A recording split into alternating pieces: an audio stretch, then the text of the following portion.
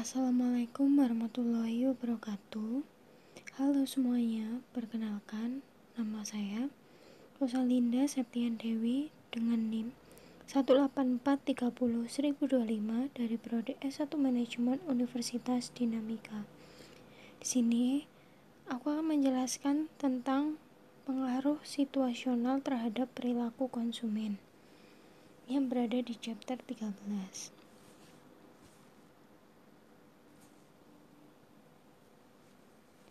Kita akan membahas terlebih dahulu tentang pengertiannya.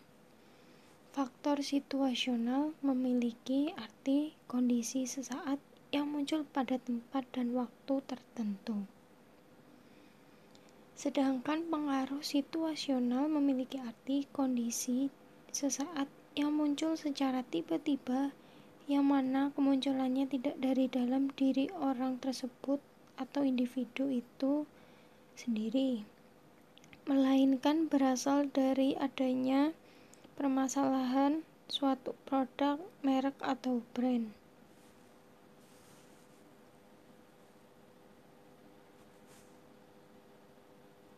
Faktor situasi konsumen. Yang pertama, melibatkan waktu dan tempat dalam aktivitas konsumen, mempengaruhi tindakan konsumen berupa pembelian. Berikutnya yaitu situasi konsumen relatif, merupakan situasi konsumen jangka pendek. Karakteristik situasi konsumen. Yang pertama ada lingkungan fisik, yang kedua adalah lingkungan sosial, yang ketiga waktu, yang keempat tujuan, yang kelima suasana hati. Sini saya akan menjelaskan satu persatu. Untuk yang pertama yaitu lingkungan fisik. Lingkungan fisik meliputi dekorasi, suasana, suara, aroma, pencahayaan, cuaca, dan konfigurasi barang dagangan, serta yang lainnya. Lingkungan fisik merupakan jenis situasi yang sangat mempengaruhi terhadap perilaku konsumen. Adanya dekorasi yang unik dan menarik akan jauh lebih diperhatikan oleh para pengunjung ataupun konsumen, sehingga pengunjung tersebut tertarik untuk melihat bahkan mengkonsumsi produk tersebut. Yang berikutnya yaitu lingkungan sosial.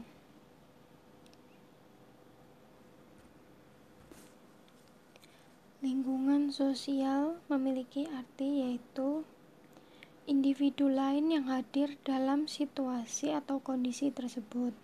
Tindakan individu seringkali dipengaruhi oleh orang-orang di sekitarnya. Pengaruh sosial adalah suatu kekuatan yang sangat signifikan yang bekerja pada perilaku konsumen. Karena individu atau kelompok cenderung untuk memenuhi harapan bersama, khususnya saat perilaku yang mereka tunjukkan itu terlihat. Yang berikutnya yaitu waktu. Waktu sendiri memiliki arti bagaimana pemasar dapat mengetahui waktu dan tempat di mana ia harus memasarkan produk yang ia jualkan terhadap konsumen. Tujuan adalah suatu bentuk atau hasil yang ingin dicapai atau diraih oleh para pebisnis, pemasar, dan yang lainnya untuk mencapai target yang diinginkan atau untuk mendapatkan keuntungan yang diperoleh dari hasil pemasaran. Yang berikutnya yaitu suasana hati atau mood. Mood adalah stales perasaan sementara yang umumnya tidak terikat dengan peristiwa tertentu. Suasana hati cenderung kurang kuat dari emosi dan mungkin beroperasi tanpa kesadaran individu itu sendiri. Meskipun suasana hati dapat mempengaruhi semua aspek perilaku seseorang, tapi biasanya tidak sepenuhnya perilaku tersebut berlangsung sebagai bentuk emosi.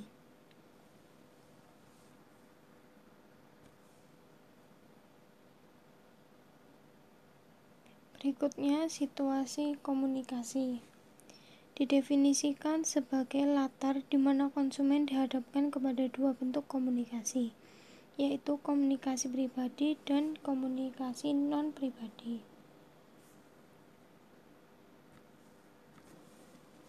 Situasi komunikasi merupakan suasana atau lingkungan di mana konsumen memperoleh informasi atau melakukan komunikasi, baik secara lisan maupun tulisan. Komunikasi dapat berupa pribadi dan non-pribadi. Komunikasi pribadi yaitu memperoleh informasi melalui komunikasi lisan dengan teman, kerabat, saudara, bahkan dengan sales produk lain. Komunikasi non-pribadi terjadi apabila informasi yang diperoleh melalui media komunikasi non-pribadi seperti iklan di media massa, brosur, pamflet, dan berbagai media promosi lainnya. Media komunikasi dengan konsumen bisa berupa media ruang. Contoh dari media komunikasi media ruang adalah adanya spanduk dan juga papan billboard, atau media non-ruang yang meliputi komunikasi secara lisan, brosur, pamflet, iklan, dan juga media massa lainnya. Situasi pembelian. Situasi pembelian bergantung pada perilaku konsumen. Pembeli bisnis menghadapi banyak keputusan dalam melakukan pembelian. Jumlah keputusan tersebut bergantung pada situasi pembelian yang dibutuhkan oleh para pemasar.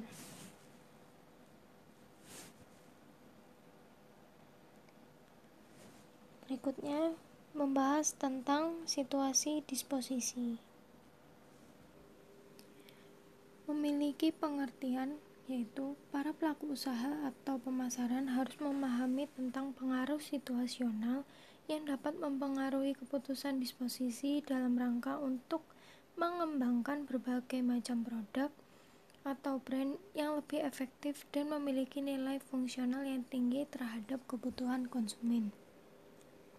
Konsumen harus sering membuang produk atau paket produk setelah atau sebelum produk digunakan oleh konsumen. Pemasar perlu memahami bagaimana pengaruh situasional itu dapat mempengaruhi keputusan disposisi di memesan untuk program pemasaran. Pemerintah dan organisasi lingkungan perlu mengetahui hal yang sama untuk mendorong sosial keputusan disposisi bertanggung jawab.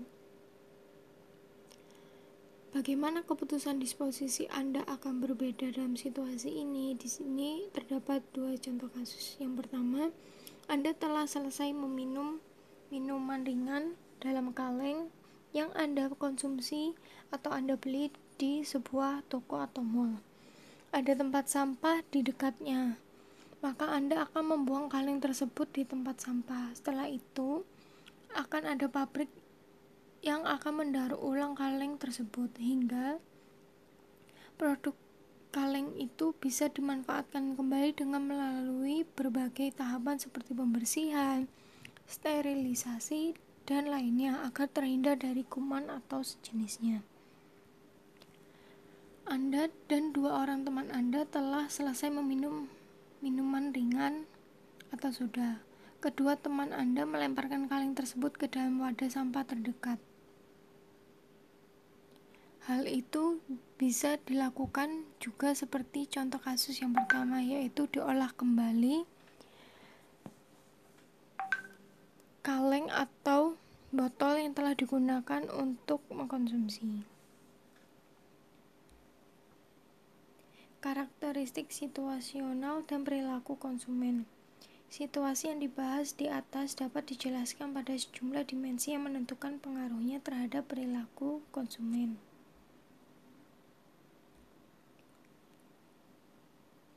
Hal yang mempengaruhi perilaku konsumen terhadap situasional.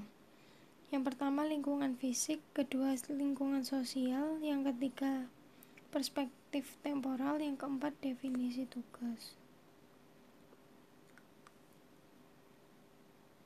Yang berikutnya yaitu situasi antecedent dan kondisi sesaat. Suasana hati. Suasana hati adalah keadaan perasaan sementara yang umumnya tidak terikat pada peristiwa atau objek tertentu. Situasi ritual. Ritual semakin mendapat perhatian dari para sarjana dan praktisi pemasaran. Situasi ritual dapat digambarkan sebagai peristiwa yang didefinisikan secara sosial yang memicu serangkaian perilaku yang saling terkait yang terjadi dalam format terstruktur dan memiliki makna yang sangat simbiolis. Pengaruh situasional dan strategi pemasaran. Memfokuskan secara lebih spesifik pada proses pengembangan strategi tersebut. Penting untuk dicatat bahwa individu tidak menghadapi situasi secara acak. Sebaliknya, kebanyakan orang menciptakan banyak situasi yang mereka hadapi.